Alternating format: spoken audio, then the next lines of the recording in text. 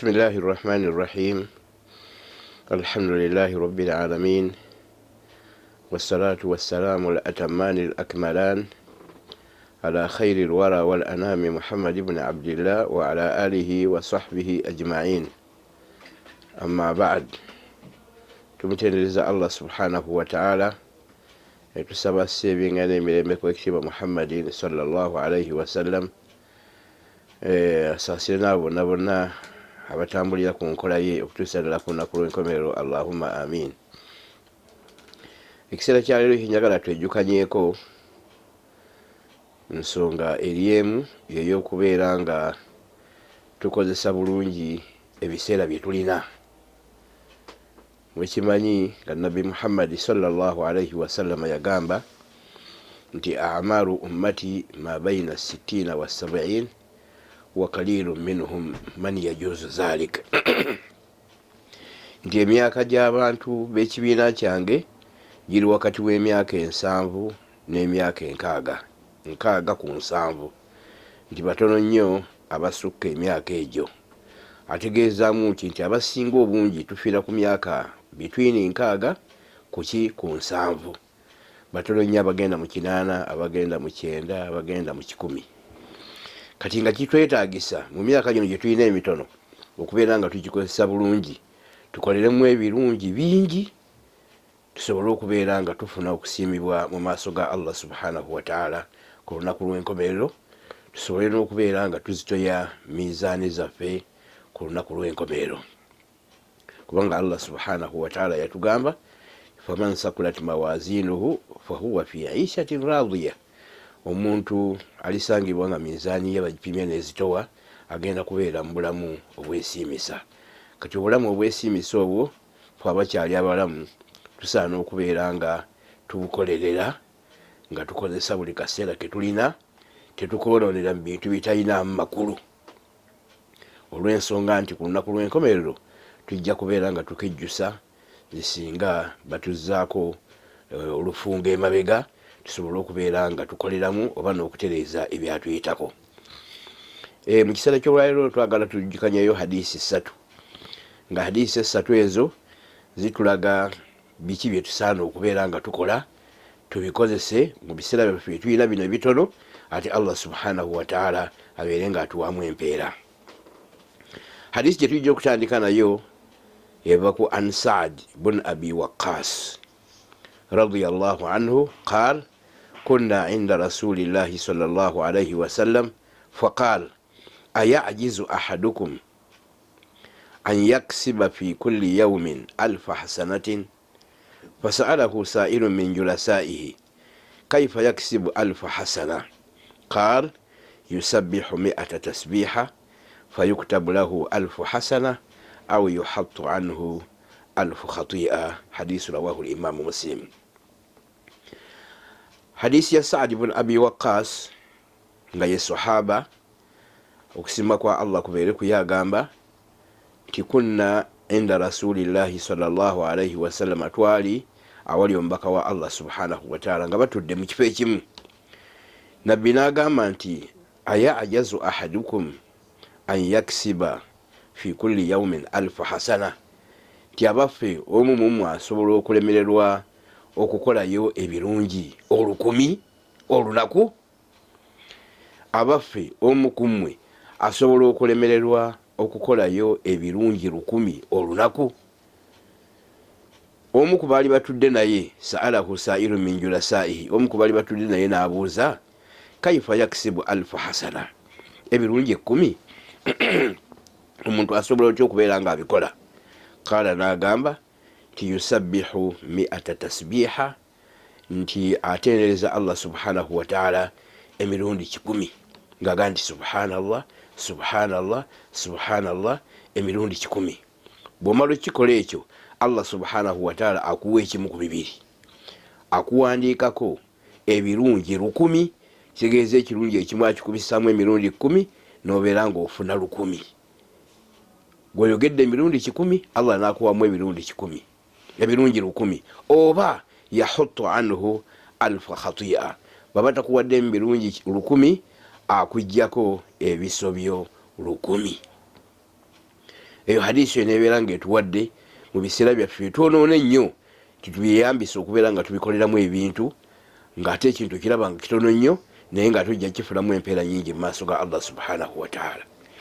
Beeraawo nga olima ogambe subhanallah subhanallah, oli mu dduuka olina booguza subhanallah subhanallah, oli awo otuddeko awakaawo onywa kacyayi oba okamaliriza okukanywa osiimula entuuyo subhanallah subhanallah, nga kyogendereramu olunaku lugenda okuziba ng'ofunyeyo ebirungi 1,000, oba olunaku lugenda okuziba nga bakugjeeko ebibi 1,000, kubanga ebibi binaabeera ebingi bijja tulemesa okuyingira ennyumba ey'emirembe. Era hadisi eyetulaga ekisa kya Allah subhanahu wataala kyalina ku muntu nti amwagaliza kuyingira nnyumba ya mirembe. Kyova olaba amuwa kalimu katono aye n'amuwaamu empeera nnyingi. Senga obadde okola bizinesi kuno ku nsi n'obeera nga kyosuubula okisiibula siringi 100 naye nga bakuwaamu 1,000, nsuubira nti wali badde yaleka bizinesi eyo yali badde agenda nayo bugenzi maaso kubanga efuna. Nabwe kiti bigambo bya nabbi bino subhanallah subhanallah subhanallah ebisobola okwogerwa buli muntu yenna neyayingidde obusiraamu omupya ejjo n'omugamba yigobera ekigambo subhanallah aba asobola okyogera. Kale mbakubira omulanga twettanira okubeera nga ekigambo ekyo tukikozesa subhanallah subhanallah subhanallah kasita tunaaweza emirundi 1,000 mirundi 1,000 Allah agenda kutuwaamu ebirungi 1,000 oba atuggyeko ebikyamu 1,000.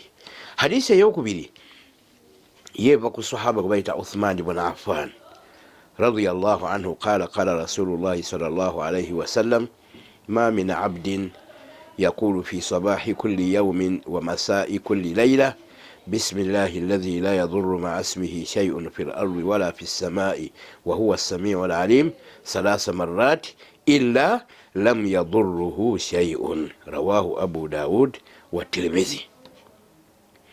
Hadisi eyokubiri eva ku sahaba mwita Uthman ibn Affan agamba nti yagamba omubaka wa Allah subhanahu wataala ti omuntu ku makya senga asoma ebigambo bino oba akawungeezi n'asoma ebigambo bino n'abiddingana emirundi 3 akabi konna konna konna akaalibadde kamutuukako Allah akamukingiriza. Olaba Allah subhanahu wataala bwatuteekako olukomera lwe, bwatuwa enkola gyetusobola okubeera nga tukozesa tweteekeko olukomera tubeere nga twetangira ebizibu. Naye nga edduwa gyatuwadde dduwa nnyangu nnyo era nayo nnyangu yakuyiga. Omuntu singa aba agiyize asobola okubeera nga agyeyambisa ku makya ng'amaze subuhi n'okubeera nga agisoma akawungeezi ng'amaze okusaala magaribi ku makya emukumbe paka libunaaziba ahe n'ekiro emukumbe paka obudde bunaakya. Edduwa esoma etya? Bismillahi allazi la yadhurru ma'a ismihi shay'un fil ardi wala fis samai wa huwa as-sami'ul 'alim. Bismillahi allazi la yadhurru ma'a ismihi shay'un fil ardi wala fis samai wa huwa as-sami'ul 'alim. Duwa yetegeeza ki? Nti bismillah sosera erinnya lya Allah subhanahu wa ta'ala allazi oyo la yadhurru ma'a ismihi shay'un. Bw'obanga osomye erinnya lye tobeerako na kabenje konna konna kakutuukako. Wa huwa as-sami', Allah yawulira ennyo, al-alimu era ye mumanyi nnyo. Ekigambo ekyo batugamba tukiddingana emirundi 3 ku makya. Bismillahi allazi la yadhurru ma'a ismihi shay'un fil ardi wala fis samai wa huwa as-sami'ul 'alim. N'olweggulo bismillahi allazi la yadhurru ma'a ismihi shay'un fil ardi wala fis samai wa huwa as-sami'ul 'alim emirundi 3 Allah nga akuteekako ekikomero olweggulo oba nga akuteekako ekikomero kudda obw'okumakya. Hadisi tugisanga mu Abu Dawuda tugisanga ne mu At-Tirmidhi. Kale tusaba abantu bonna bonna edduwa babeere nga bakola ki? Nga bayiiga basobole okubeera nga bagitambulirako. Hadisi eyokusatu an Abi Hurayrata radiyallahu anhu قال جاء رجل إلى النبي صلى الله عليه وسلم فقال يا رسول الله ما لقيت من عقرب لدغتني البارحة قال أما لو قلت حين أمسيت أعوذ بكلمات الله التامات من شر ما خلق لم تضرك. جاء رجل إلى النبي صلى الله عليه وسلم فقال يا رسول الله ما لقيت من عقرب لدغتني البارحة قال أما لو قلت حين أمسيت أعوذ بكلمات الله التامات من شر ما خلق لم تضرك. حديث يا أبي هريرة naye tuyigiriza edduwa eyokusatu manya eyokubiri naye obanga ogisomye Allah subhanahu wa ta'ala akutangira ebyalibadde bikukosezza nebibeera nga tebikukosa. Abi Hurayra agamba ti omusajja yajja ewa nabbi sallallahu alaihi wasallam n'amunyumizaako nga siga be yamukoze eki bakuyita kubojja bwe yamulumye siga yamulumye al-laylata al-bariha obudde obwayise. Nabbi gwe kumugamba nti singa wasomye edduwa eno a'udhu bikalimati llahi taamati min sharri ma khalaq a'udhu bikalimati llahi taamati min sharri ma khalaqa lam tadurruka, ne bye yalibadde nga siga akulumye abajja kuba talina kabi konna konna kakolaki kakutuusaako. Kali nabbi atuyigiriza wano edduwa naddala bano bantambula nga nva ku mulimu kiro oyita mu kkubo temulimu mataala oyita mu kkubo ng'emabbali n'emabbali waliwo ensiko emisota gitambula gisala oluguudo bisiga bisala batuwadde edduwa eyo okusoma a'udhu bikalimati llahi taamati min sharri ma khalaq a'udhu bikalimati llahi taamati min sharri ma khalaq. kasita osoma eyo oba siga akuluma tajja kukosa oba musujja gukubojja omusota gukubojja tegujja kukolaki tegujja kukosa. naye yonna yenteekateeka y'obusiraamu gyeyateekerateekera omuntu era obusiraamu ddala esaana okuyitibwa ddiini entuufu ekola era ng'eyamba buli muntu kubanga buli kantu konna konna akasonga yateekawo enjigiriza gy'osaana okubeera ng'okolaki ng'okozesa kuba yalibadde akoma mu kutulagira kusaala n'engeri gye tunaasaalamu kusiiba n'engeri gye tunaasiibamu engeri gye tugendamu emakka nakutoola mu zaka tugitoola mutya nga biggwawo ge mateeka ago gatulagira tukole. naye era banaatuuka na wano ku self defense omuzungu agiyita self defense omuntu osobola otya okutambula nga olina defense yeegenda ekkuuma. nabbi akuyigiriza soma a'udhu bikalimati llahi taamati min sharri ma khalaq a'udhu bikalimati llahi taamati min sharri ma khalaq. bigambo bitono nnyo 1 2 3 4 5 6 7 8 9 10 biri ebigambo 10 a'udhu bikalimati llahi taamati min sharri ma khalaq biri ebigambo 8 ng'obisoma ng'ogenda okutambula mu ssaawa yonna kale kinaaba kisobodde okubeera nga kikutuukako mu kkubo ekyo Allah subhanahu wa ta'ala ajja kubeera nga akikutaasa.